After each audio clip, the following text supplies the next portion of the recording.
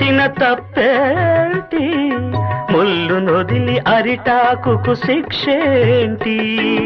తప్పు నాది కాదంటే లోకం ఒప్పుతుందా? నిప్పులాంటి సీతనైన తప్పు చెప్పకుండా. అది కథే కదా, మన కథ నిజం కాదా? అది కథే కదా, మన కథ నిజం కాదా?